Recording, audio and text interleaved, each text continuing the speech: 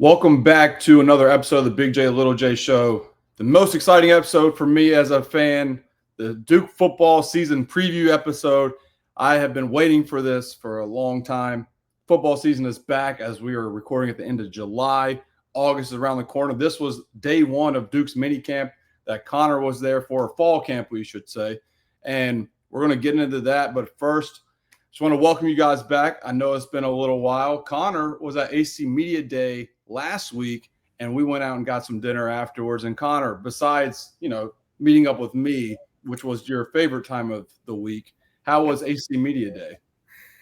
It was, I've gone to that thing sometimes really bitter that it's kind of the unofficial end of summer. And I've gone to that thing sometimes bitter that I have to run it up the ladder covering football. But I think missing last year, my family planned a beach trip, so I missed last year because I would have rather been at the beach than in Charlotte. It gave me a little bit of renewed energy to be there this year. I had a little FOMO last year. Also, last year's was 4 days, and there was no chance that there's no reason the ACC Media Day needs to be 4 days. 3 days is perfect. 2 days, there's 17 teams in this freaking league, so you can't squeeze them all into 2 days. 3 days is perfect. Put 5 teams on the first day with the commissioner PhD sermon, then 6 and 6. It works out perfectly. So I was happy to be there. It was fun. Got a ton of information about Duke, a ton of interviews that I think will provide a lot of content and insight into where these guys are coming from for this year, and happy to get into it. Now, you interviewed the head coach, Manny Diaz, who, was the head coach of a 9-win team last year, but there was a new quarterback from that 9-win team. Quarterback is now at Oregon State. Duke had a lot of preseason and offseason buzz with Darian Mensah, whether it was the alleged NIL deal that he signed, just his game in particular, and also Duke moving on from a 9-win quarterback, because at a program like Duke, that's unheard of, whether it's right or wrong. I'm going to get in Malik Murphy in the offense literally right after this, but what did you get from Mensah, or just, Chandler Rivers talking about Mensah, Manny Diaz talking about Mensah? Is there a difference between Malik Murphy from last year to Mensah this year? Yeah, to sum it up, as I stutter my way through this and find the right words, he's kind of the polar opposite. And I come at it like this. Malik Murphy was a high 4-star recruit. Everybody knew about him coming out of California. He signed with Texas, obviously. He was a huge deal. And it was a recruiting coup for Manny before he coached his game at Duke to sign Malik up to be his quarterback for year one. It was a recruiting coup for this staff to then go out and get Darian Mensah, who probably could have gone to, you name it, who would have needed a quarterback, whether it would be Miami filling Cam Ward's shoes. I'm just thinking in ACC terms here, but Florida State needed a quarterback and went out and got Thomas Castellanos. UNC needed a quarterback and went to the spring portal to get their starter. So Duke gets Darian Mensah, and you look at the background of Darian Mensah, he had 2 scholarship offers out of high school. One was from Tulane, one was from Idaho State. And I think at one point he had committed to Idaho State and then was a late flip to Tulane right before signing day. So they're polar opposites in that regard. They're also polar opposites in their mobility. Darian Mensah can move the pocket, can throw in the run. The first thing that I saw today when I walked into practice was him rolling out and hitting, I think it was Quayshawn Brown on a intermediate route on the money for about 15 to 20 yards. He gives this offense something it didn't have last year, where they can roll the pocket, where he can extend plays with his legs. I think the sack adjusted rushing yardage, which is always the number that you should look at for quarterbacks until we join the 21st century in football stats and stop counting sack yardage against a quarterback's rushing total. I think he had 250 yards last year. So at 13 games, it's about 20 yards a game. It's not going to be that impressive, but it is considering what Duke had running wise with Malik Murphy. Just a virtual non-factor there. Yeah. I mean, if you get a quarterback that can, there's nothing there on 2nd and 10 and just use his legs to make it 3rd and 6, then that's just a whole different ball game. That's something Duke statistically was like, they won 9 games last year, but not even for Duke standards. But in college football, the statistics that Duke had offensively, that should have never equaled out to be a 9-win team. And it's just like, I know Malik Murphy set the passing touchdown record at Duke, which was great, but you really those passes are the only thing that, when you think of Malik Murphy, I think about his touchdown passes. I don't think about other plays within the game to lead to a significant touchdown, if that makes sense. Yeah, I mean, you think back to last year, and I had the running bit on Twitter, Malik Murphy giveth, Malik Murphy taketh. I still don't have an exact definition of that. It just felt like it was just so night and day. You never knew which quarterback you were going to get from half to half, quarter to quarter, even drive to drive. Like, there were so many games last year where I felt like, okay, man, he's like, they've gone 3 and out 2 of the last 3 drives. The other drive wasn't anything special. Duke really needs to have something happen on this drive. And all of a sudden you come out and zip the ball around, go 4 for 5 for 63 yards and a touchdown on said drive. Then the next time you're like, man, he's in rhythm. Duke can really take control of this game. And he come out and airmail a fly route. 2nd and 10 run would go nowhere. And then a 3rd down pass would be way off the mark. And it'd be like, oh, there was another 37 second 3 and out. Just the consistency, the efficiency, everything past the counting numbers could be improved with a different quarterback, and a quarterback who, in Darian Mensah, opens up the playbook. And we had Justin Pickett today. I asked the question of, what can a quarterback with mobility, how can that change what you do offensively? And I mean, none of the players, none of the coaches are going to come out and just straight up say, this was what was wrong with Malik Murphy. But they're going to tell you, like Justin Pickett did, it opens up a section of the playbook that was unavailable last year. Duke could not roll pockets. Duke could not run read options, because a read option, you need to have at least 2 options for it to be, for you to do to the defense what you need to do. And if one of those options is the quarterback running, and you have a quarterback that is unwilling to run, it's kind of a meaningless play, or it's at least an easy one to defend. So Darian Mensah opens up a whole new world. Not saying that he's going to be the sole reason Duke goes 12-0 or anything. We'll get into the I guess that's an annual tradition at this point, where you've got them winning 12 games, but 10 games. We'll get into that in a minute. 10 games. But yeah, Okay. I mean, look, I have the offensive stats right here. And again, your thing was Malik Murphy giveth and taketh. Mine was Malik Murphy experience TM. That was just, know what you had with him. And for example, he set Duke's passing record touchdowns in the season.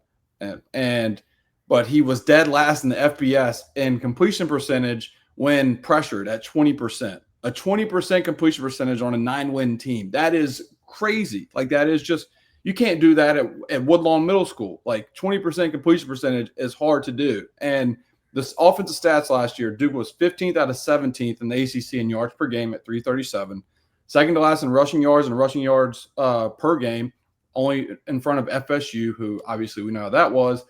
And then the running joke last year, for me anyways, and maybe a handful of other Duke fans, were the first 3 games Duke scored 26 points exactly, which is hard to do. They end up averaging 26 points per game for the whole season. That, those first 3 games, they scored 26 points exactly on 3 different ways of doing it. In the whole season, they averaged 26 points per game. They had the second fewest first downs in the ACC. They were second to last in 3rd down conversion at 29.5%, and they were dead last in 4th down conversion at 37%. So I don't want to again, and then people that, are going to defend Malik Murphy, that's great because they're going to blame Jonathan Brewer. I have Brewer right here. Like, I understand that, but the reasoning why I blame Murphy more than Brewer is, one, Jonathan Brewer, first-year offensive coordinator. Malik Murphy was at Duke, whether it was publicly or privately, before Jonathan Brewer was going to be at Duke. So, like, the quarterback was already in play for Jonathan Brewer to what he had. He had to fit a system around an immobile quarterback.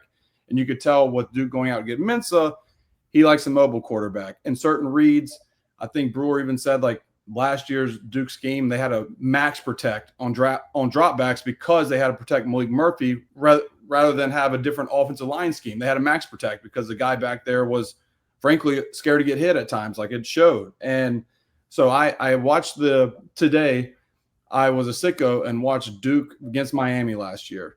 And when Duke was lighting up Miami, they were up 28-17, and the broadcast was just talking about how Duke's offense, how Brewer was just drawing up the perfect schemes to get loose against Miami. It was that 4th and 2 to Jordan Moore to make it 28-17. Dar Thomas coming this way just freezes 3 bodies inside, and that allows Joe Moore underneath on the flat. This is a tremendous design. It was just a split second of hesitation. You had Samir Hagens on what I call a Samir Hagens route, where he acts like he goes in, comes back out, scored. For that coverage. Nice job by Jonathan Brewer, the offensive coordinator. Easy pitch and catch, and Hagens able to do the rest. And then he had a nice play for Peyton Jones. Murphy fakes left, goes back to Jones, and Duke takes the lead. We've talked about offensive coordinator Jonathan Brewer having really good play calls against all this man coverage from Miami, and that time he dialed up another one. Yeah, Peyton Jones was the one that I remember. Peyton Jones, Samir Hagens both had like 150 yards all-purpose that game. They were great. But what I'm getting to was Duke was up 11, number 5 team in the country at their place, 28-17. They lost by 32 or whatever it was, 63-31. I don't remember. Malik Murphy had 3 interceptions and 4 or 5 total turnovers. And that just kind of like the Malik Murphy experience of like Duke. He's the quarterback of a 9-win team who has the number 5 team on the ropes and just were careless with the basketball, the football at crucial times. And the game got away from Duke because turnovers happened and drives stalled immediately. And you gave Miami, and this is coming off the improbable loss against SMU where you forced 6 turnovers. The offense can do absolutely nothing. And so Duke almost backed themselves into a 10-win year on accident with statistically one of the worst offenses in the country. Yeah, and that's kind of one of the themes of this talking season is, because it takes a while to change perception.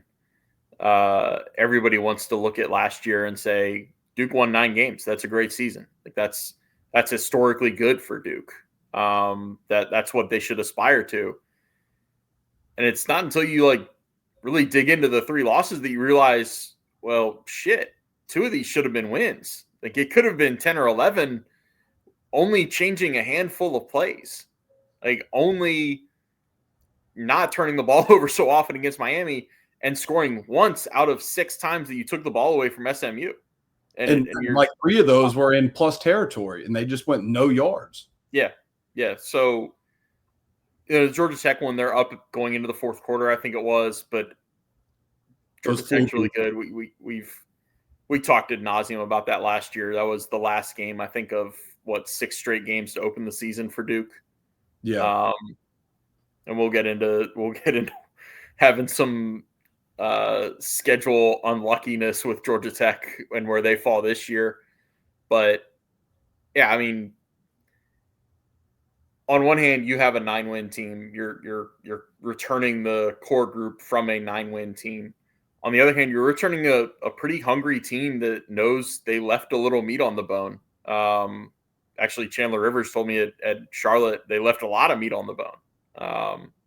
It's a team that isn't really shying away from that and is using it to talk about things going into this year, like a possible CFP berth and a possible trip back to Charlotte to play for the ACC championship.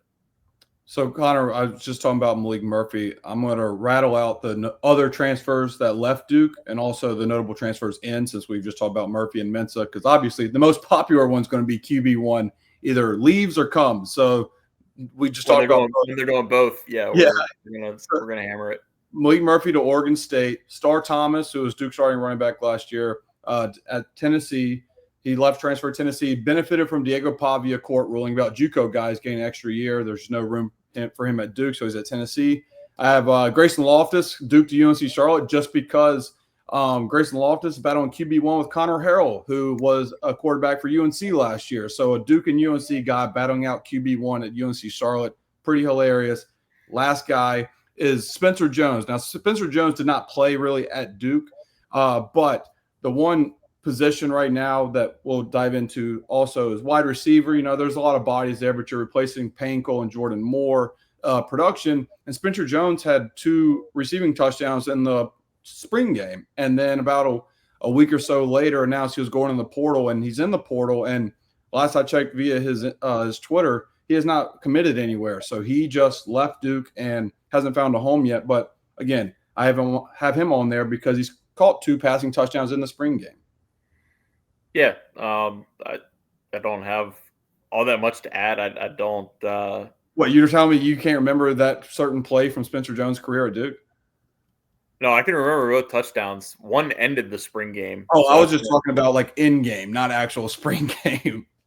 Did he do anything in a game that? No, he didn't. Remember? No, nothing. He had no catches or anything. But notable transfers in Mensah, like I said, listed at Connor's new place on 3 as the 16th best quarterback in the country. Shout out to Connor, now on 3. And then Andrew Anthony started at Michigan, started his career at Michigan, Oklahoma, now Duke. He's fought the injury bug most of his career. If he can be healthy, he'll be the most explosive Duke wide receiver in a long time, probably since Crowder, just the way he is with the football. But his first ever reception in his college career was a 93-yard touchdown against Michigan State. Talk about his explosiveness. And his first 6 games in 2023 with Oklahoma before he tore his ACL, he had 27 catches, 429 yards, and a touchdown. So the guy is explosive. He's really good, just injury bug. But those are the type of guys the Flyers Duke wants to take, and it can be home runs or they can flop. But you got to take a swing at a guy like Andrell Anthony. Mensah was talking in Charlotte about how fast Andrell is and how explosive his speed was. And I kind of popped in from the other side of the table, and I was like, is he faster than Queso? And he kind of hemmed and hawed a little bit, and he's like, nah, I think Queso is faster. So, oh wow, that's interesting. I think it'd be 1-2. If you line the whole team up, it might be those 2 plus Chandler Rivers probably. So, like I said, Jordan Moore, Painkel gone. Andrew Anthony comes in, another wide receiver. Cooper, is it Barcate? Cooper Barcate? So I'm going to have to clear this up because okay. I've been calling him Cooper Barcate for the whole summer. Just today, out at practice for the first time, I can't remember who it was, but somebody said it was Barcate, and it threw me all the way off. And longtime listeners will know that I'm a big proponent of I only really need to know how to spell it for my written stuff on Devils Illustrated. I guess if I'm going to be doing more of these interviews, though, I need to learn how to actually pronounce it. I'll go with Barcate right now. So he came over from Harvard, and he was a workhorse at Harvard. 113 catches for 1,742 yards and 14 touchdowns in 23 career games. It'll be interesting to see if he can make that jump from the Ivy League to the ACC at a crucial skill position. Like Duke's had success with Ivy League transfers, either Ozzie Nichols at linebacker, or you have guys in the interior offense and defensive line. This is the first one where I remember of seeing like an Ivy League skill position. So we'll see how he can do, but I have hopes for him. So I think my hopes, or I guess my thought process for why your hopes should be validated are he was a legitimate 3-star prospect in high school. He had a profile. He had some offers. I don't know what exactly his offer sheet was, but he was not a, 5'3", 40-time bookworm who just wound up in the Ivy League to get a degree and play some ball and is now taking advantage of his last season. Like, I think he had some options to play outside of the Ivy League. He chose to go to Harvard. But he is, I talking to one person at Duke today. They said that the analytics and the formulaic stuff that they pour into the stuff to evaluate transfers, he's not your typical Ivy League skill player. I'll put it that way. Well, that's good to know. But now there's another Ivy League transfer on the team as well, Connor. This one is the typical Ivy Leaguer that Duke has had over the last few years. Josiah Green, defensive tackle, comes over from Dartmouth. He was unanimous first-team All-Ivy last year after being second team in 2023. 30 career games and 20 starts, 120 tackles, 20 tackles for a loss, 4.5 sacks. He'll be wearing number 4. And as a fan of single-digit numbers, you cannot be asked as a defensive lineman and be single digits. So this guy is going to come in. He's got to wreak havoc. You can't be a single-digit guy and be asked on the defensive line. I'm telling you, which I have high hopes in Josiah Green because I've watched this film and he looks like a stud. I always think it's weird when I'm not trying to fat shame anybody, but it's always weird to me when the D tackles want the single digits. Well, I mean, I get it with the D ends because they're long and lean and it right, looks a certain way. The number 7 looks a certain way on VJ Anthony. Right, but I think of Vince Ogobasi, the OG, number 3, big boy defense tackle for Duke, the only 5-star ever. But that's Josiah Green. I have high hopes for, but the highest hopes for I have, as I'm going to keep reading these off, but the next guy up, Caleb Weaver, Sam Houston State to Duke. He was ranked 13th best safety in the portal last cycle via On3. First team Conference USA, had 97 total tackles, 4 interceptions, and a forced fumble last year. He's from Houston area originally, but he played at Myers Park in Charlotte his senior year of high school. Caleb Weaver is going to step in for Jalen Stinson position. And what have you seen from Caleb Weaver so far?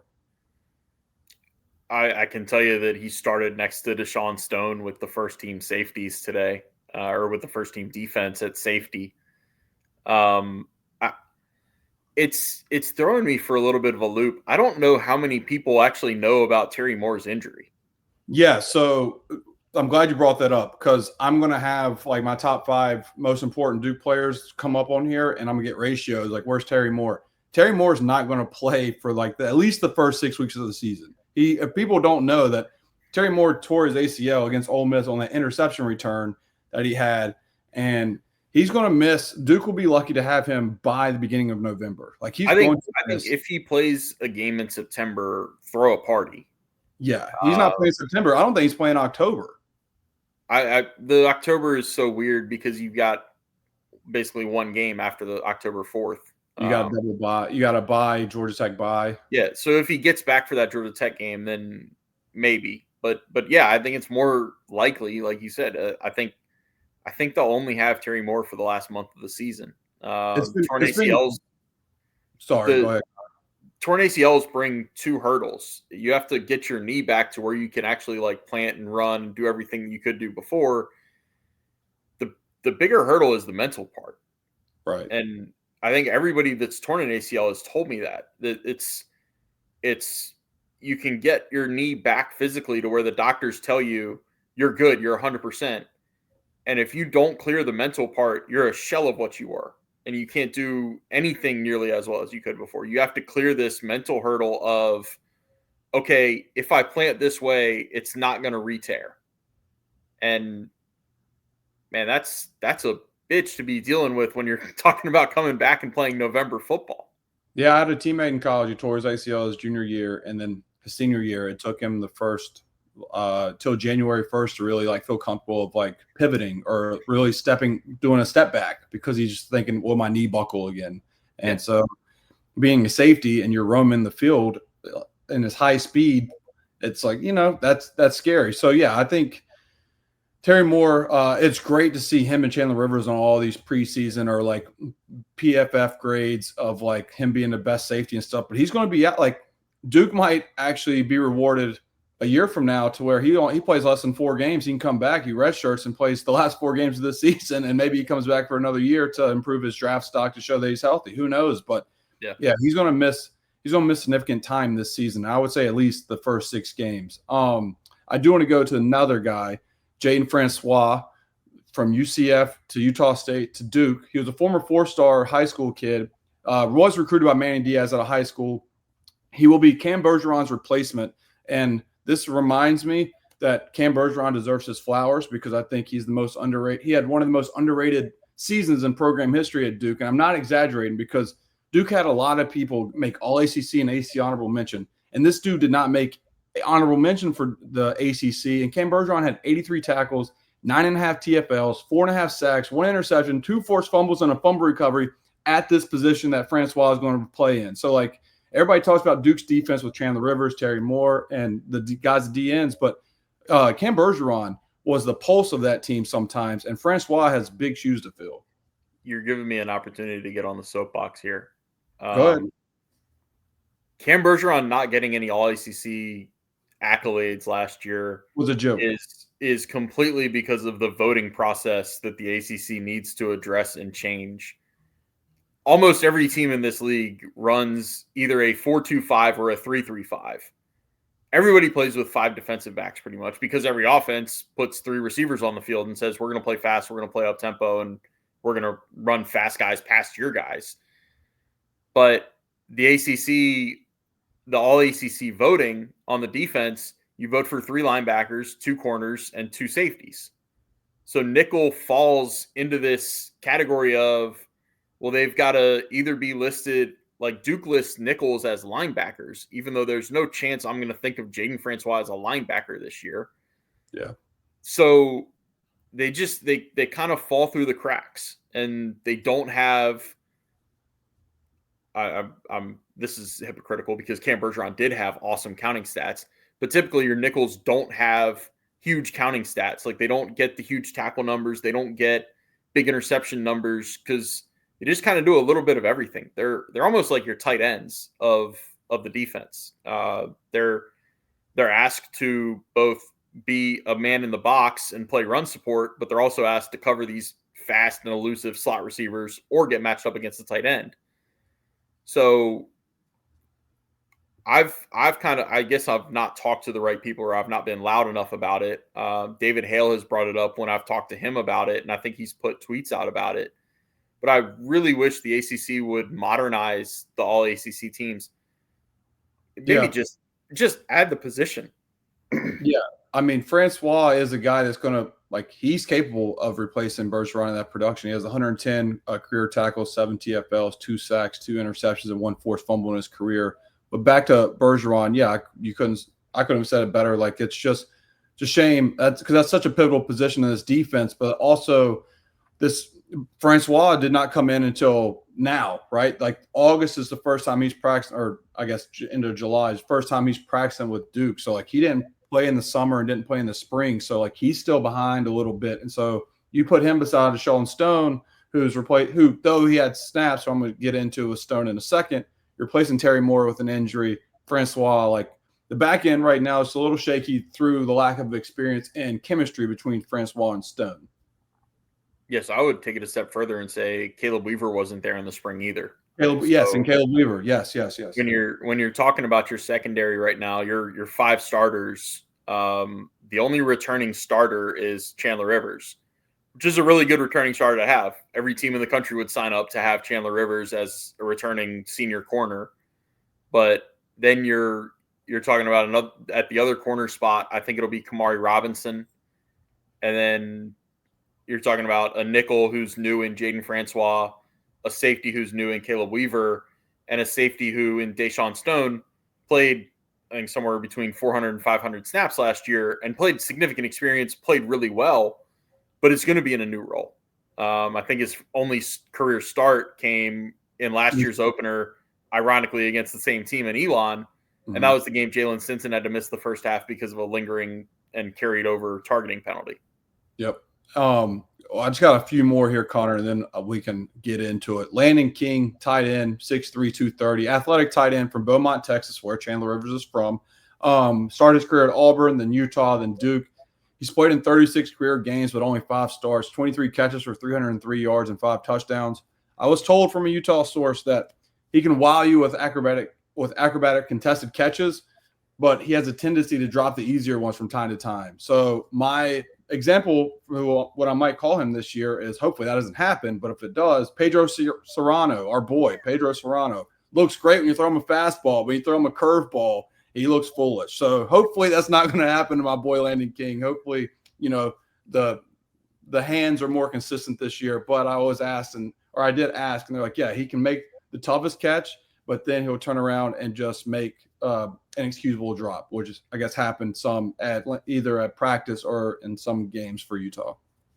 I'll tell you what, it's funny to talk about tight end with this team because last year, the back half of the season, you're just kind of hanging on for dear life. Jake Taylor went from being the number 3 guy behind Jeremiah Hazley and Nicky Dalmolin to being the number 1 guy quickly. And he came along quickly. Played a great game in the season finale at the regular season finale at Wake Forest. Now Jeremiah Hazley's back, and he was back on the field today. You bring in Landon King, and you have Jake Taylor, who has half a season of starting experience. All of a sudden, you're talking about a pretty deep tight end room. And that's not to mention Tony Boggs as your kind of jumbo package H-back that gives you more versatility. You're talking about, again, like, it's not just the running ability that Darian Mensah has that's going to give this offense a little more versatility. And I mentioned this on another podcast. When you talk about having 3 starting caliber tight ends on your roster, you can offset some question marks at receiver by putting a tight end in the slot, create a different type of matchup against a safety or a nickel. And I think I have some faith that Jonathan Brewer knows as much as I do when it comes to that stuff. And we'll see a little bit more of that with this offense. Yeah, and that leads perfectly to my last guy, Connor, because one part of the offensive game plan that they struggled with were tough short runs. And Anderson Castle comes in from App, 6 foot 215. Only had 3 stars at App State, but played in 54 career games. He averaged 5.37 yards per carry, 193 carries for 1,036 yards, and 8 TDs in his career. Best game of his career, he had 20 carries for 119 yards against Miami in the 2023 Cure Bowl. So, like, Anderson Castle is the perfect short yardage back that Duke was missing last year. I mean, how many times, yes, Malik Murphy struggled, but some of those 1st and 10 runs deserved to have been 2nd and 6, but it just didn't seem like the Duke backs could get those 4 yards. It would be nice to see a 3rd and 3 handed off, and you got a guy that's going to get that tough yards first down, and Anderson Castle could possibly be that guy for them. Yeah, and it's another one where you're talking about Duke's running back situation wasn't terrible last year with Starr and Peyton Jones, but Jaquez Moore was supposed to be kind of the short yardage guy, and they lost him at Northwestern. They re-lost him. I think it was the Carolina game. He came back in for 1 snap and re-injured something. But he didn't play enough games last year, so he redshirted the redshirt that he never took. Now he's back for a 5th season, and that's why, like, we'll get into what Nate Shepard looks like as a freshman and his chances to make an impact. But I look at the running back room now, and it's like, well, you've got a pretty established top 3, and there's experience there. I mean, Jaquez Moore is a 5th-year guy. Peyton Jones is a 3rd-year guy who's played a bunch in the first 2 years, and then Anderson Castle comes in as grad transfer from App. Well, that goes right into the next one. True freshman to watch, Connor. Nate Shepard. I'll lead off with Nate Shepard. There's 3 I want to talk about. Nate Shepard was a 4-star, top 25 running back in the country via On3. Younger brother of Will Shepard, who played at Colorado. Running back by committee is expected for Duke this year. Jaquez Moore, like we just talked about, he was banged up last year.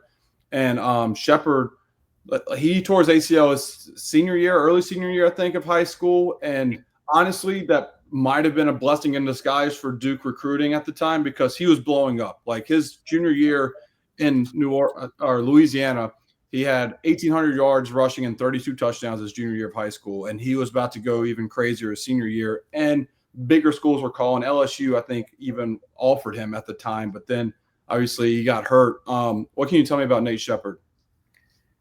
I think he's going to be really good.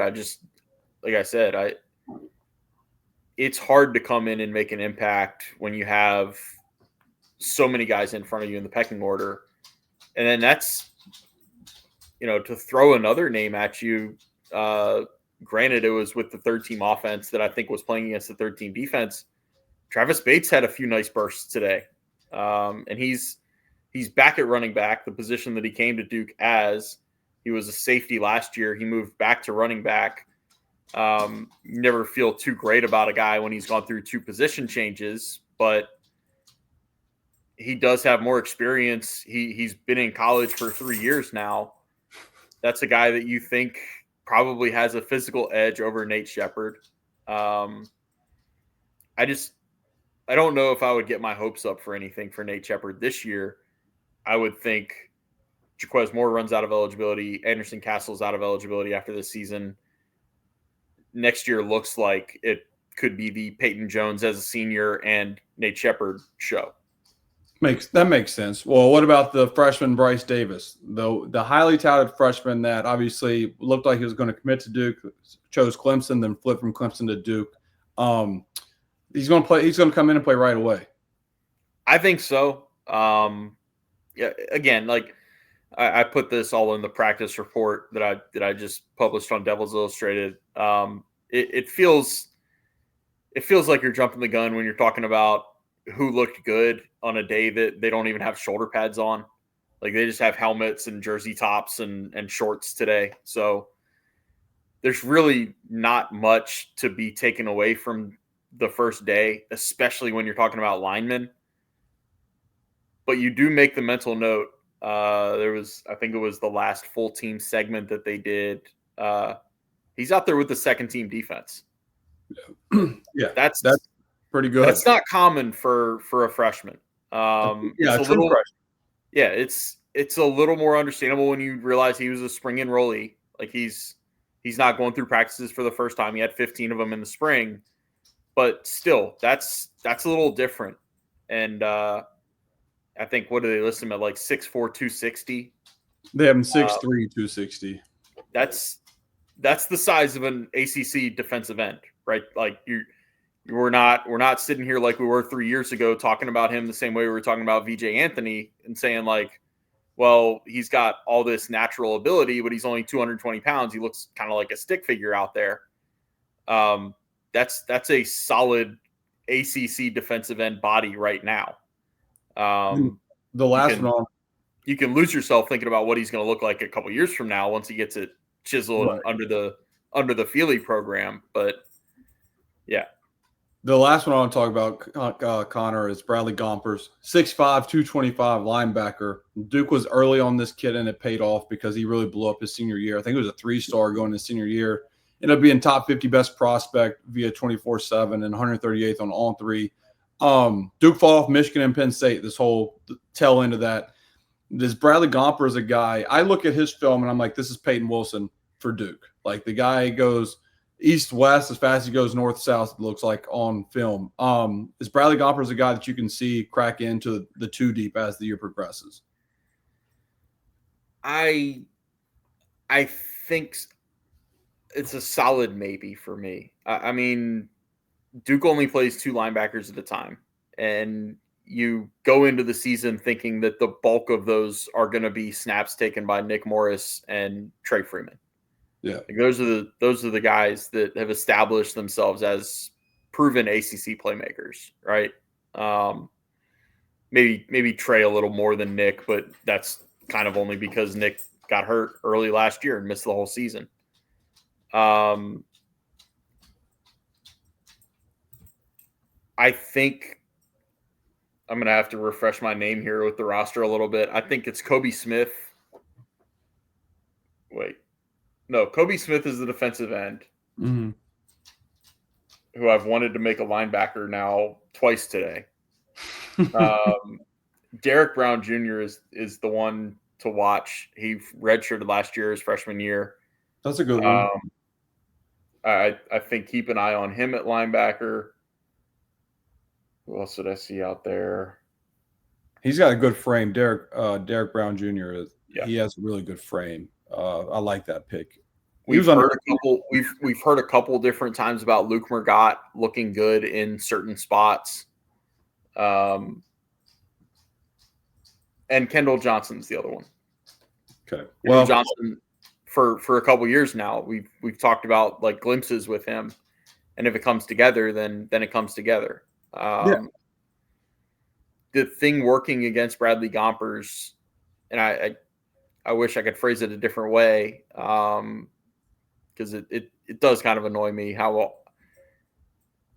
many times kids are pushed into early enrolling and missing their last semester of senior year of high school, because that is a good time in people's lives. Bradley Gompers was not a spring enrollee, so he's coming in a little behind where Bryce and Nate were. He's where they were in January and February of this year. So what would you say, before we get into the schedule, Connor, the most sure position group? Are you going to let me break up the two on the defensive line? What do you mean, for the defensive tackle and defensive end? Yeah. Yeah, I mean, yeah, if you want to. I'll say defensive end. Okay. Yeah, that's fine. I think Duke has two starters that if one of them ends up being a first-team All-ACC player, I would not be surprised. And look, the backups are a little unproven, but at this time last year, you were sitting here telling me that you thought VJ Anthony was going to have a breakout year, and I was saying there's no way. We have no indication of that for 2 years. I think he's kind of a recruiting bust, and all of a sudden he goes out there and excels in this system, and it's tailor-made for him. And Wesley Williams didn't look great in the first half of last year, and as he got more comfortable in the system, I would say he was playing better at the end of the year last year. I think I did buy VJ stock either on our show or the Duke Sector 17 podcast, the preseason episode. But I know you did with me, because I know I was sitting here kind of laughing at you, and he proved me wrong. I told you. But yeah, I think the way Duke plays defense, the way that Manny and Harlan Bauer coach their defensive ends, it's tailor-made for what you want to do if you play defensive end in college football. You want to get up the field as fast as possible. My position group was defensive line, the whole defensive line. Josiah Green, like I said, you can't be a single-digit number and be asked. I have stock in him because of that. He's number 4 for a reason.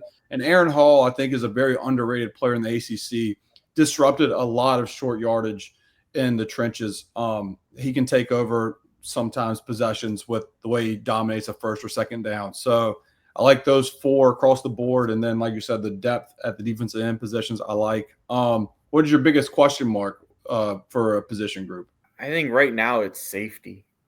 Okay. Yeah. That's what we've just talked about. It makes a ton of sense for safety. Mine are, I combined 2 because I basically pass catchers, wide receivers, and tight ends for receiving purposes. It's just like Landon King's whole career has been a question mark. Jeremiah Hazley, he looked pretty good 2 years ago, but again, ACL injury. Can he be comfortable now coming off an ACL injury? And then just, hey, Andrew Anthony, you've been injured your whole career, but when you are on the field, you're explosive. Can you be healthy? Samir Hagans, have that stock, but can he be a guy rather than just, oh, wow, this one game, Samir Hagans has 5 catches for 65 yards, and the next game he has 2 for 17, and the next game he has 8 for 100. Can he be consistent? And then Queso, obviously, him in the slot's explosive and fun, but those collectively, wide receiver, tight ends, can you be reliable with a guy like Mensah? Like Murphy, it was as clear as day. Duke was like, Murphy's the problem. All right, if we struggle offensively in the passing game, now there's going to be other questions that are going to arise because Murphy was supposed to be the problem. Was that the right decision? Basically is what I'm getting at with the question mark of wide receiver, tight ends. And Connor, I'd like to go into the schedule if that's okay. Our annual J-Man has Duke undefeated and playing Texas for the national championship segment.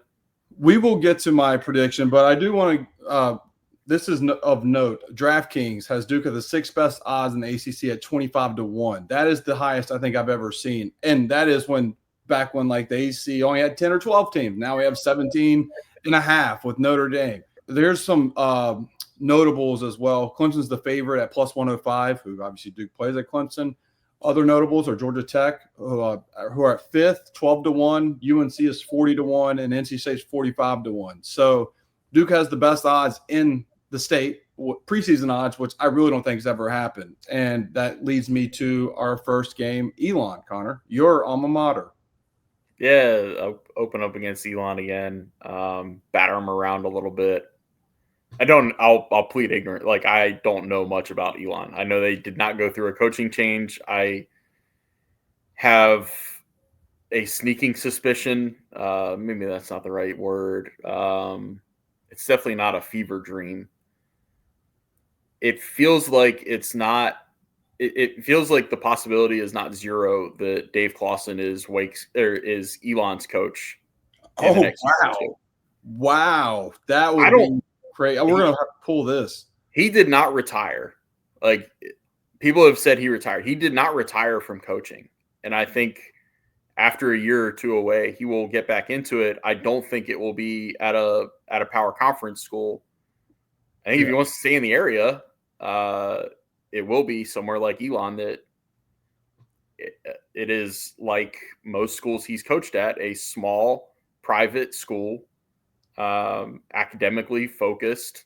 Obviously not that academic because they let my dumbass in, but I do think the chances aren't zero that Dave is Elon's coach at some point.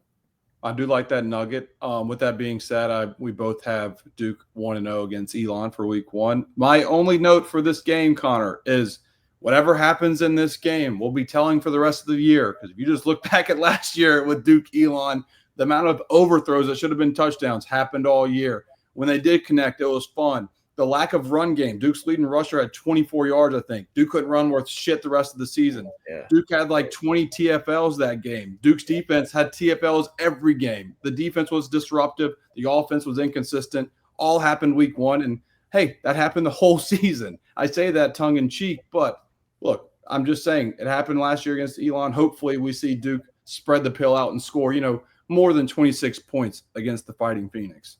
Yeah, I would kind of assume Elon comes out and realizes what happened to him in last year's game and says, like, we're going to get the ball out of the quarterback's hands really, really fast. Yeah. I think Duke, you're going to see, hopefully, an easy win where you're seeing a lot of guys get reps in. It's what I thought last year, and it was like 13-0 at halftime. Like, oh, my God, Duke's not going to win a Power 5 game. So that leads us into week 2, Connor, against Illinois at home, 12 p.m. on ESPN or ABC. Illinois is dark horse college football playoff team because of their schedule, really. They don't play Penn State, Oregon, or Michigan this year. Luke Altmaier at quarterback, return a really good defense. What are your prediction here, just win or loss with Illinois? I don't know. I got to make a call on this thing more than a month in advance. This is preview, and then we can flip. And so whatever we have right now or before the game, we'll put after the game. Okay. Media trick. I think this is a loss.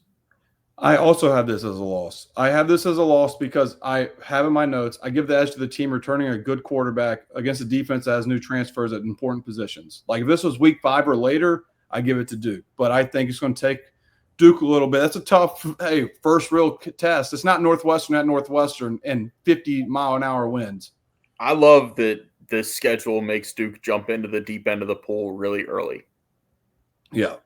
I mean, and the next game's at Tulane on ESPN2, 8 p.m. Primetime, the Mensah game. And people forgot John Summerall was vocal and subtweeted when Mensah transferred to Duke. He was not happy about teams poaching his players, but especially Mensah. Tulane lost Mensah. They're running back to Oregon, and they're tied into Miami after last year, but they reloaded with Jake Retzlaff from BYU. And now they're still projected, even with him coming in late, they're projected to be top of the AAC to make some sort of a dark horse run as a college ball playoff team. Where do you have this going, Connor? This is going to be a hornet's nest game, and I think Duke bounces back from losing a home game to Illinois and wins this one. We're 3 for 3 right now. I have them 2-1 also. I have them winning at Tulane. I think there's going to be not cheap shots of like for ejections, but dumb penalties. Like basically hit after the play or something by Tulane because they're so hyped up to where Duke gets an extra life in a drive, and that's going to be one of the reasons Duke wins at Tulane. Like say it's like 3rd and 6, incomplete. They shove Queso to the ground or get in Mensah's face and like poke him or something. Unsportsmanlike, Duke gets a drive. I could see that happening early in the game. I think Duke's going to win at Tulane.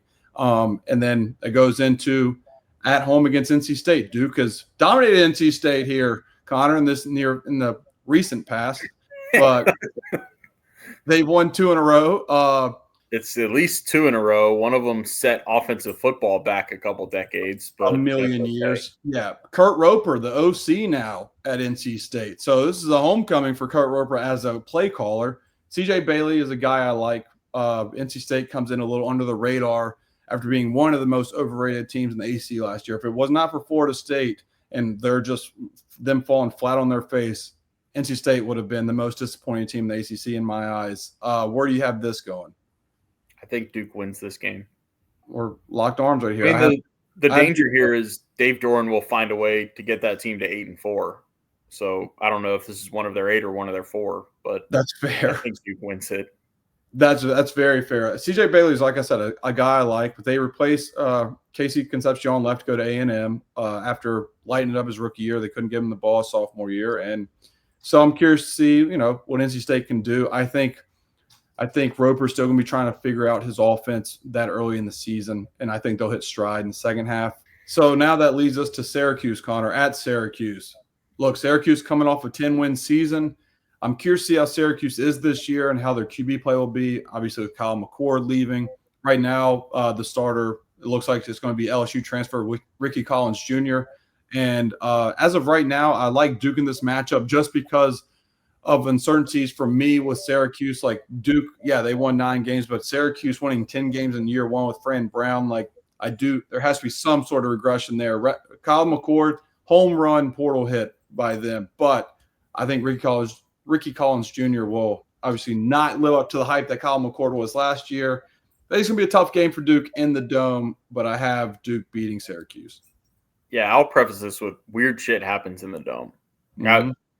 I would just tell you, I've been in there for an overtime game that ended as a 2-possession score.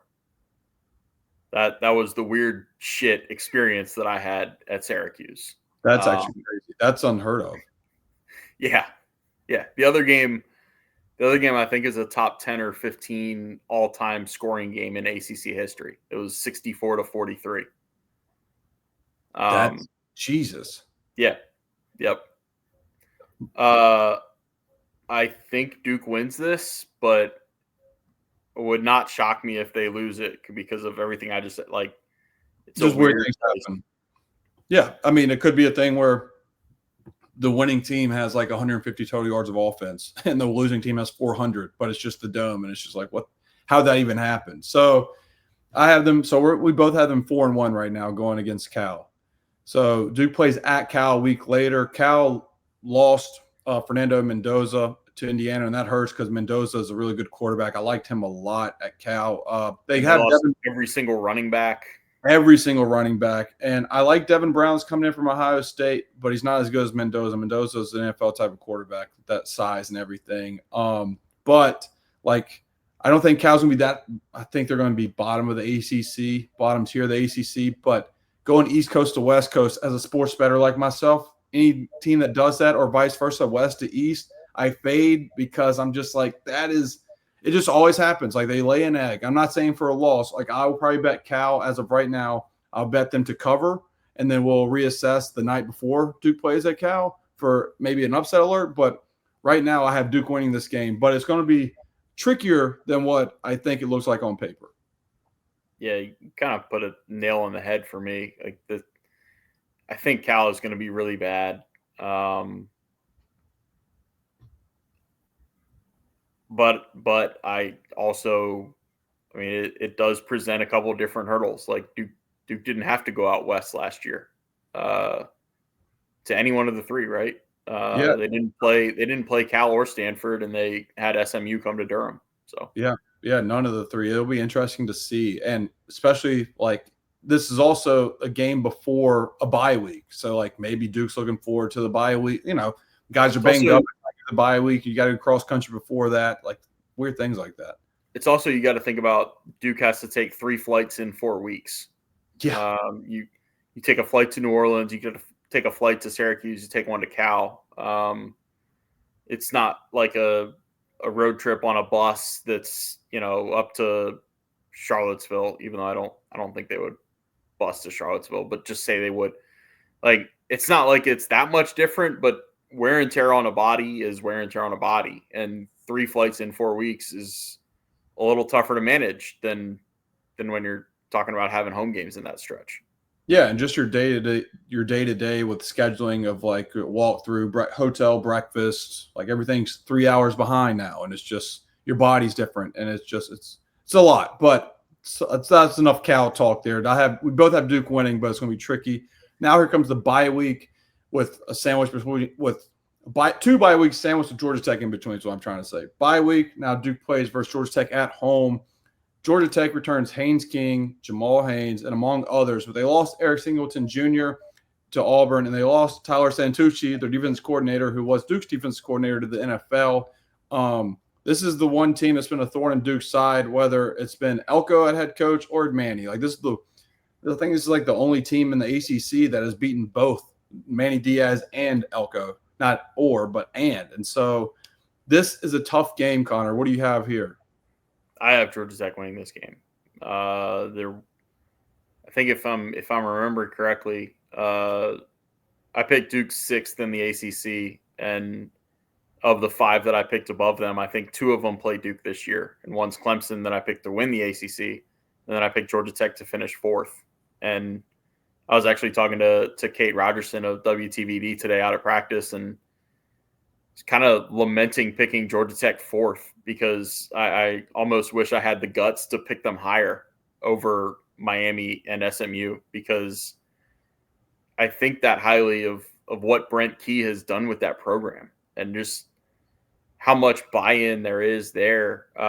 It's kind of Duke and Georgia Tech mirror each other in a lot of ways. And number one is they've both become such physical matchups for everybody else in the ACC to hate to play. They're just miserable teams to have to play. When they play each other, the last 2 times they've played each other, it's been like watching rock on rock. Like, it's been ugly football. It's been ugly football. It's been immovable object against unstoppable force. Yeah, there you go. Unstoppable force means immovable object. It's kind of old school football, and I love it, but I think it sucks for Duke that they have an off week before this game. It'll be good to rest their bodies, but man, you want to be in the flow of a football season before you play Georgia Tech. I don't think you want to be sleepy when you go into the game against them. See, I don't know. I have Duke winning this game, and this is just because I'm a homer. And like I have no other right. Like Georgia Tech's dominated Duke, I know, in the last few years. But like I see that bye week as a refresher of like the 3 flights in 4 weeks coming back from the West Coast. You're really just going to rest your body, and then you're going to like not only rest your body, but rest your brain, your mindset. You're going to focus for the Georgia Tech game. But what you're alluding to is why I have when Duke comes off the next bye, I think it can get ugly at Clemson. Like I think that 1, it's going to be at Clemson, who's going to be loaded. 2, this is the first time and maybe only time in Clemson football history that they're going to circle Duke. They have had this game circled since they lost at Wallace Wade Stadium, and I know because I've talked to a guy that I know on the team. It's like, yeah, that's never going to happen again. It's already for verbatim. It's like it's never going to happen again. We don't lose to Duke. And I'm like, all right, that makes a lot of sense. So Klubnik is now top of the radar for like an NFL draft type of QB. He was uncertain going into Duke that 2 years ago. New offensive coordinator's first game. They had a lot of kinks they were trying to work out at Duke. And like I said, going into that game that year, if you're going to get Clemson, the first game of the year when they're breaking in a new quarterback and a new coordinator, that's when you get them. Yeah, so I think this is going to be a loss for Duke, and I think that Clemson is going to try and make it they're going to try and make the score look uglier than what the game would look like. Like I just feel like I don't think Duke's going to get blown out necessarily, but I could see Duke being +8 or +10 and Duke losing by 21 because of a late score by Clemson. I know that wouldn't cover the spread even if they lost by 14, but you get my point. They're going to make a 2-score game look like a 3-score game, and so I have Duke losing this game. Yeah. I guess the benefit here is Clemson will be out for payback for the right reasons. I've covered the ACC long enough to remember when Clemson took payback out on Dave Doran for accusing them of having laptops on the sideline illegally. Yeah. But yeah, when Clemson wants to get you, they tend to dial it up a little bit more. And going into Death Valley, man, it's a tough place to play. Like I wrote in something I'd published earlier this month. Clemson's lost, I think, 2 ACC home games in the last 8 years. Now, the good news for Duke is one of those each in the last 2 years. 2 years ago, they lost at home to Florida State. I think that was in overtime when Florida State was undefeated in the regular season. And then last year, I think they dropped a home game to Louisville. But I will say the last time Duke played at Clemson, if my memory serves me correct, Duke was up 3-0 into the first quarter. Daniel Jones and the All Whites. Now I want to go on to something that also is spooky, not really spooky, but a weird game on the schedule is UConn at UConn November 8th. Like the timing of playing UConn this late in the season is weird for me. And UConn gave Duke a scare last year, and that game should have never been close. If Malik Murphy doesn't throw that pick six, they're up 17-0. They're driving to make it 24-0. The whole game flipped on that pick six. You're like, what just happened? That game was weird among all other Duke games, you can say. But UConn's going to be better this year, but I don't think they're still on the same level. They're not at the level Duke is. Their receiver last year that tore up Duke, I think he's graduated. And so I think Duke's going to win this game. I think they're going to win it more comfortably than people think, though they might start off slow because I have Duke coming off of a tough loss, emotional loss to Clemson, and maybe they start slow at UConn because you go from playing in Death Valley to you play in front of 1,800 people at UConn. I just hope Dan Hurley doesn't have any big-time basketball recruits that Duke also is interested in, and maybe he'll have to take them to the football game on their visit. Plant the flag. That's still one of the best tweets that Duke should have kept up. I cannot believe they were told to take that down. I hate that for them because that was a great tweet.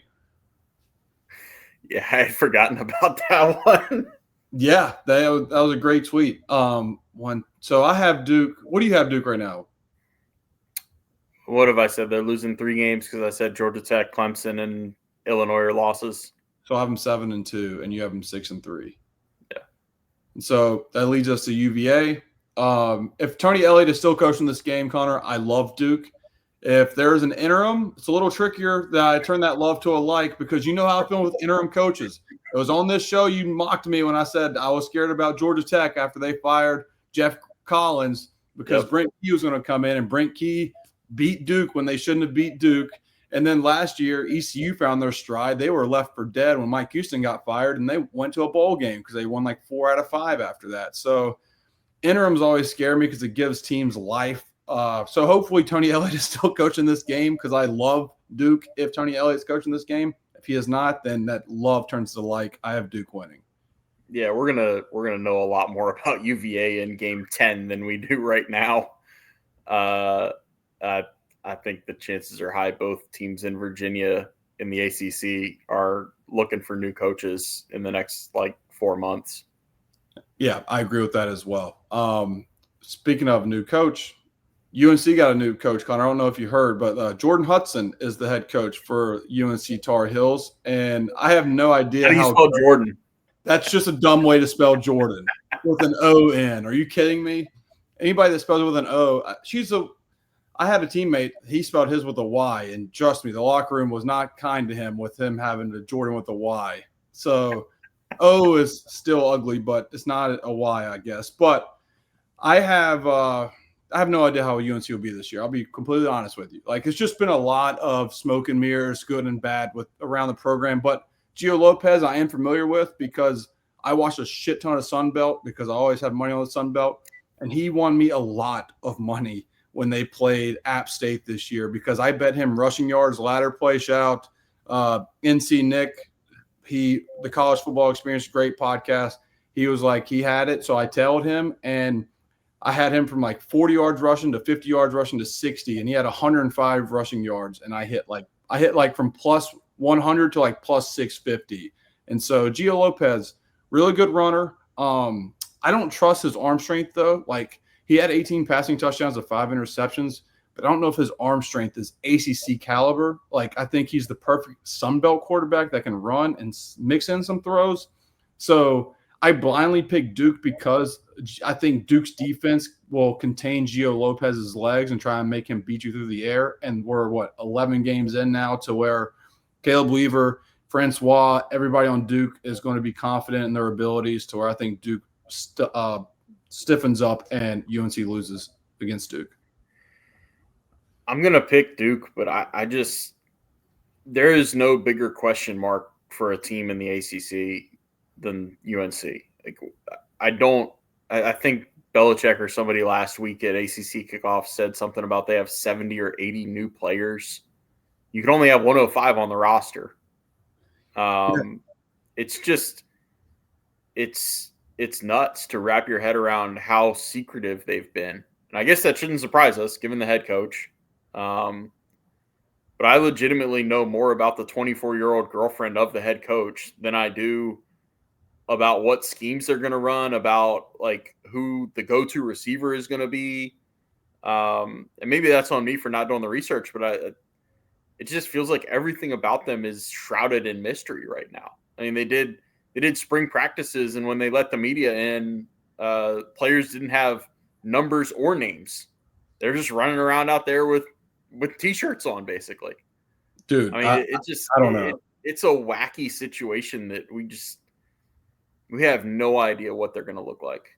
Yeah, and I can't say, like, I know Bill Belichick's a certified Hall of Fame coach in the NFL. People can say, well, he did it with Tom Brady or whatever. I don't care. He still won the NFL games, but that doesn't translate to college, just like college doesn't translate to the NFL. Like, will he get through to his guys when it matters most, pre and post game? Like, right now, sure, everything seems great because it's the honeymoon period, just like him and Jordan Hudson's relationship. But, in week 11, that might be different. Both. He might be a single man just shredding campus like Coach Ogeron over here. So who knows? But I just don't know, man. It's going to be it's a question mark for sure. But I'm leaning towards Duke because of how much I've watched Gio Lopez at South Alabama, and he is such a completely different quarterback than like a Tom Brady. Like that's also the thing. Like you coach Tom Brady, the most lethal pocket passer of all time, and now you're getting a guy that can tuck and run 10 times a game. Like I don't know. So that, I mean, I have Duke. I will get to my prediction, or my overall prediction after this Wake one, which I say for you, bud, because look, this is Duke's playing Washington State Junior over here with the amount of guys that came over from Washington State. What do you have for this? We're going from the most surreal first-year coach in the ACC to the only normal first-year coach in the ACC. Yep. There's three of them.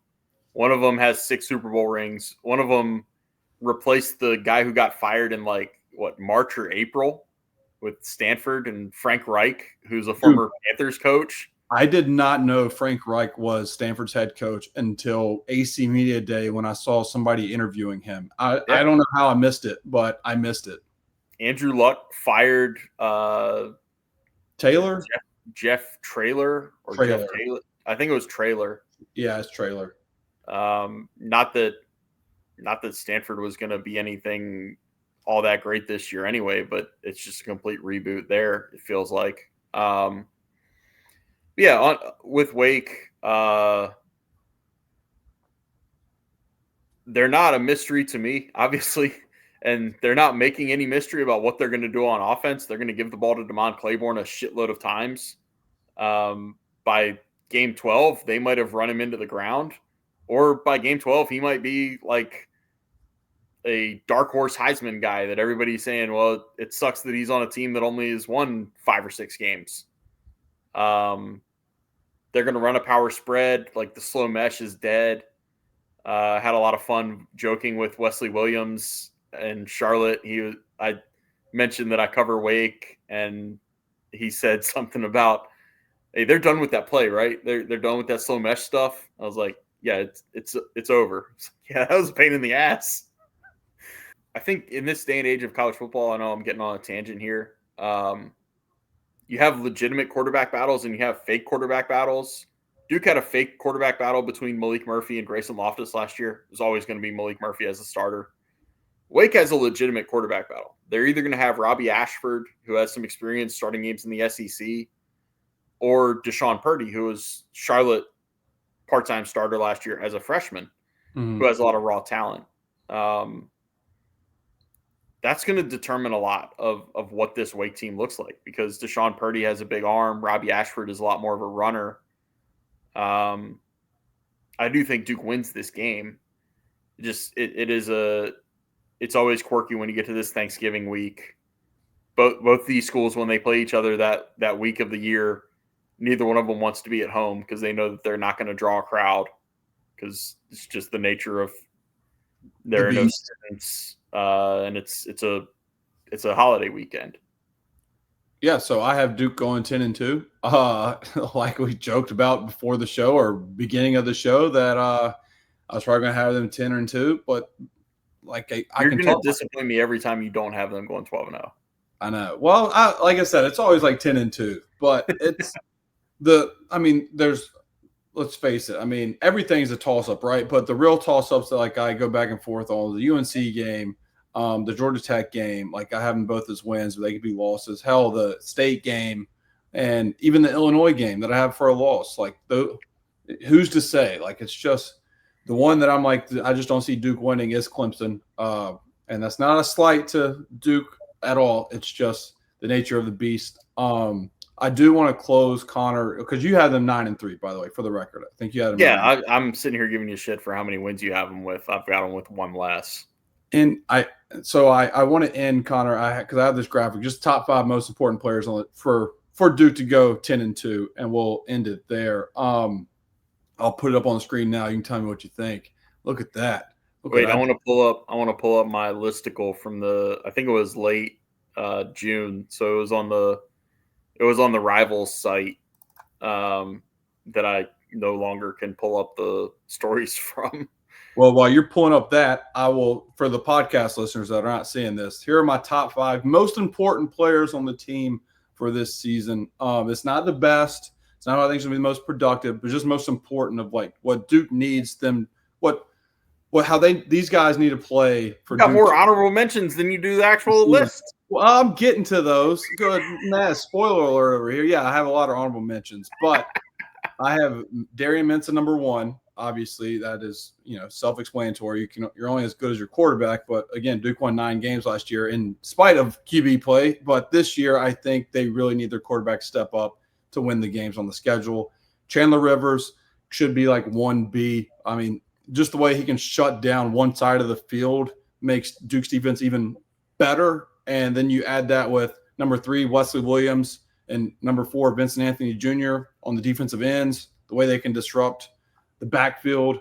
And then Chandler Rivers eliminates one side of the field. It really just process elimination is going to lead to Caleb Weaver, who I think is not only an upgrade, but you'll see him be a significant upgrade to Jalen Stinson. I liked Stinson, like small stature, but would hit hard. But Caleb Weaver is much more of a cover corner that can also wrap up in the open field, to where I think he's going to mesh well in the secondary, where, after the first few weeks of the season for Duke, you're like, damn, if Terry Moore was back there with Caleb Weaver, Terry Moore, Chandler Rivers, and Kamari Robinson, who I'm high on as well, that is lethal. And I think Deshaun Stone will be solid back there. And then, yes, the honorable mentions. I do have honorable mentions. There's a lot. There's a few, but I couldn't leave off Brian Parker, who I think is going to be the NFL draft after this season. He's going to be a beast on the offensive line. Jaden Francois has to be listed as honorable mention because his, as we talked about, that position, like the rover or whatever they want to call his position, is going to be pivotal for this defense. Aaron Hall, we talked about. And then I have, yes, Andrew Anthony Samir Higgins, because one of those guys has to step up. For Mensah, Trey Freeman, I felt like I had to put him on there because he made all ACC last year. But he's not like – I think Duke would be okay, Connor, if he's not there. And then injury, Terry Moore. You can't see Connor right now. I'm going to put him back on here. He's just dying laughing right now. He's laughing at all my people on my list. But I had to list 5 honorable mentions. That's all ACC team. You didn't list 5. You listed 8. Was it 8? 1, 2, 3, 4, 5, 7. 6. 6, and then Terry Moore was injured. 7. But I'd put Terry Moore on there with injury. Look, I could have put a top 10, but the template only went up to 6, and I didn't do top 6, so I eliminated one to top 5, and with honorable mention. All right, so here it's a little different, but it's kind of the same. I did a list of 5. It did publish at the end of June.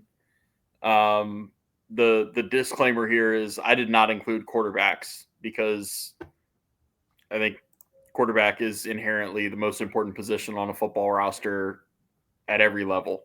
So I went number 1, Chandler Rivers. We link up there thinking, most important non-quarterback is the preseason All-America corner.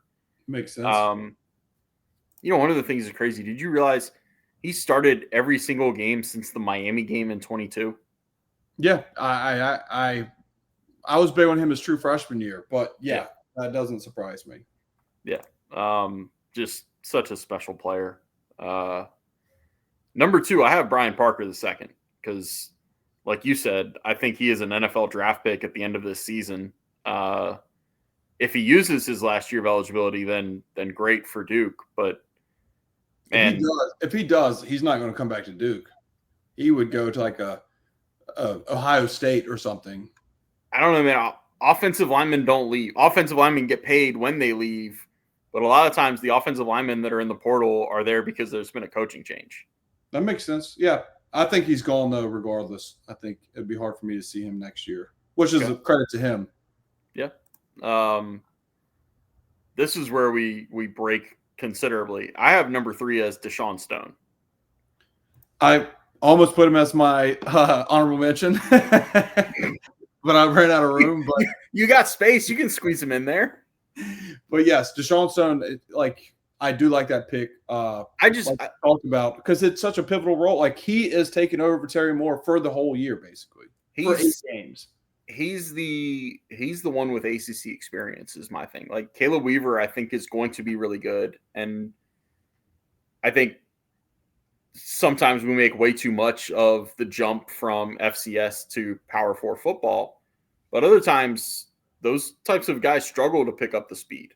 Whoa! He's FBS. Same Houston State's FBS, Conference USA. Oh wow! Good for You're them. wearing the colors right now. They won 9 games last year. Connor, come on. Might need to go rewrite a 1 or 2 things here. Well, it's on a website that I can't access anymore, so I guess I can't do that. I think Deshaun Stone has to be really good and really solid communication-wise on the back end. For sure. Number 4, I think this is one of your 12 honorable mentions, Aaron Hall. Yep. I love Josiah Green and what he can do. I think we've gone an hour and 20 minutes just about and haven't mentioned the name Preston Watson. Really high on him based on what he did as a freshman defensive tackle. It's really hard to play freshman defense like at that position in your freshman year, and he played it well last year. I think the ceiling's really high, but I still think Duke is going to need 500, 600, maybe even more snaps out of Aaron Hall and a lot of pressures from the interior. And number 5, one that you're going to tell me is on your radar and probably was in your next honorable mention category. Let me guess before you say right. It's offensive. Yes. It's either Jaquez Moore or Peyton Jones. Nope. Jeremiah Hazley. Nope. All right, I give up. Matt Craycraft. Matt Craycraft was not on my list. I'm glad I didn't keep guessing, or that might have been like 8 guesses. Your center's got to be good, and your center is the guy who communicates with your entire offensive line. And I think he was really good last year in his first year as a starter. I think it's even more valuable bringing in a guy with the confidence of spending a whole year as your starting center to be the leader and the voice of that offensive line. Yeah, I'd like that. And if if Duke's offensive line is going to be better than it was last year, they're going to run the ball better. This team runs the ball better than last year. We don't have to talk about, does Andrew Anthony have to stay healthy? Do they need to get a combined 50 catches out of the tight end room? Do they need to have Quayshawn Brown or Samir Higgins become consistent and reliable and catch 65 passes and create a bunch of explosives with their legs? If this team can figure out a way to run the ball more efficiently than they could last year, which is a pretty low bar. Yeah, I mean, then we're not spending as much time talking about what this team can do through the air.